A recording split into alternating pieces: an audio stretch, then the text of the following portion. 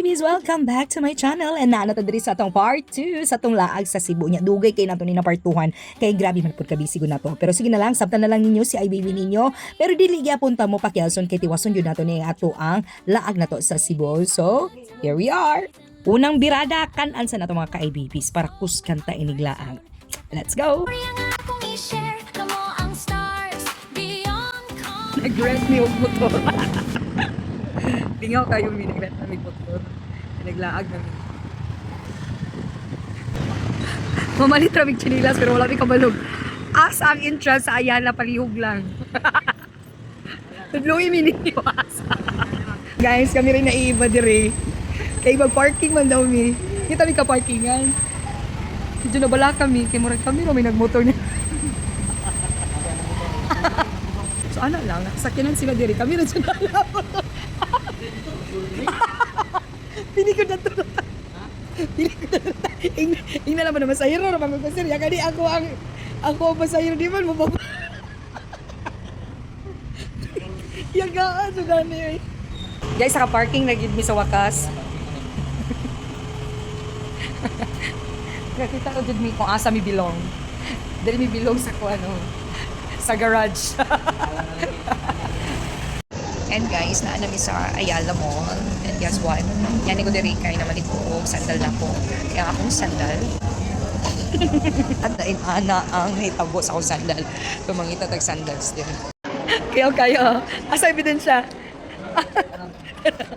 Ya, nalibog na mig asaw So much for Ayala experience. Nagdali-dali na yun mi. Kaya abot ang kapunon. Unya kay daghan pa kay mig agtuan. Dapat ginasulit yun ato mga laag na to. Dari kidali ra kayong ato ang mga oras dari og panahon. Nya muuli na po dayon ta. So nagdali ta ani kay mo adto lagi mi sa Basilica Minore del Santo Niño de Cebu. Isa na siya sa mga ginadayo o ginaadto pag naa ka diri sa Cebu. Ang Basilica Minore del Santo Niño de Cebu mga ka-iBabies, isa ni sa pinaka-famous o pinaka-old na church diri sa Cebu.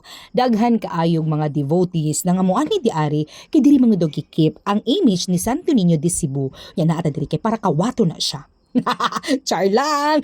Ni Anita diri kay of course daghan man kay mo adto para mag-pray, magpasalamat ug mga og blessings. Of course, isa ta di ara. Ana, pagpadulo na to sa Basilica mga ka-iBabies, nakaagimi diri sa Heritage of Cebu Monument. As a social study teacher, makapigid ka na makita ani in real life mga ka-iBabies. Kay usually, makita naman good nato ni siya sa books and sa discussion sa classroom. Pero lahirag yun pag makita nimo personally. Kato na monument actually shows important scenes sa history sa Cebu, like the arrival of the Spaniards and the other historical events nga nakashape sa culture of faith sa mga Cebuano. So nice kay mga ka-iBabies na makita nato ni and to appreciate our history. Murag maka-remind ka ba na daghan gyud kaayong stories behind sa ato ang country. So nakaabot ra gyud ta sa Basilica mga ka-iBabies, but unfortunately wala ta kaabot sa misa kay 7 PM nanday ko to ang ilang schedule, but it's okay kay ni adto magitagituyuan nato ni diri gisulit gyapon nato ang palibot gitan-aw nato kung unsa ba jud ang Basilica di Santo Niño ug ani siya kanindot mga ka-iBabies. And after ni ana giadto nato tong katuyuan dadto ni sulod ta para mag-pray ug magpasalamat.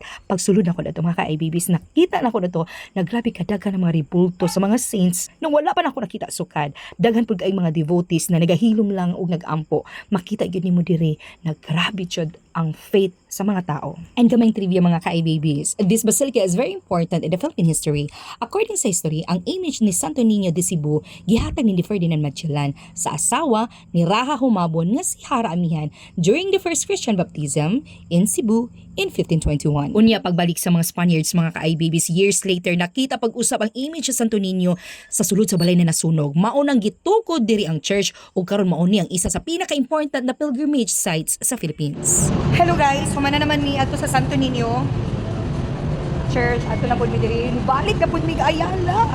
Tay makig-dinner So, mga sa mga restaurant kay mga umi. Remy. Name is Sammy right on this. Turn na mi kaubang. Ano sila diri? Hello ma'am. Pagapod na mo di ari kay lagilibrehon mi sa kaon niya pag anak nako na. Sure ba ni mabusog ako ani? Snacks ra man ni sa mo ah.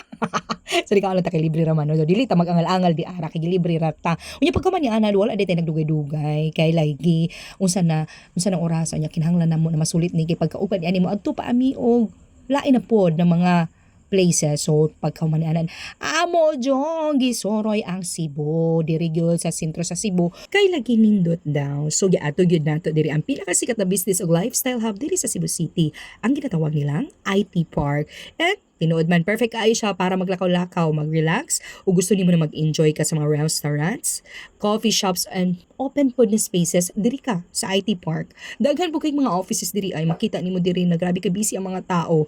Grabe feeling ko na workaholic sila diri na site. Kay mag-alas 11 na lang sa gabi wala pa na mahuway ni mga tawhanan ni. Grabe ka energetic man Cebu. No wonder na progressive yung kayang Cebu kay makita nimo diri maski alas 11 na mga tao nagalakaw-lakaw pa, nagalaag pa, nagabaklay pa, nagasakay pa o nagtrabaho pa. Adto mo sa amo sa Digos, alas 9 pa lang tulog na mga tao, mingaw na ang area kay importante sa amo among tulog kaysa maging progressive mi, ana. Uy, dili tanan ha, ikaw ha. Pero tinuod. Char lang. Fast forward, buntag na dayon og gine-ready na nato ang self-diara kay muadto na ta sa katong ako ang gusto na tuwan diri sa Cebu ang kanang tawag nila ang Simala nya kay mukha sa kita kay kinahanglan nato na ligo ng atong mga tuhod di ara dito paliluya kay layo ba yato mga 3 hours pa daw bayon before tan makaadto di adto sa Simala. So abti ka na to ang kaon dira. Yan na dahil sa part 3. Nala sa part 3 ang maong Simala nato na kuan na to dagto na senaryo. So ana lang sa see you in our next vlog mga ka-ABB. Salamat all. Bye! Bye, baby, smile.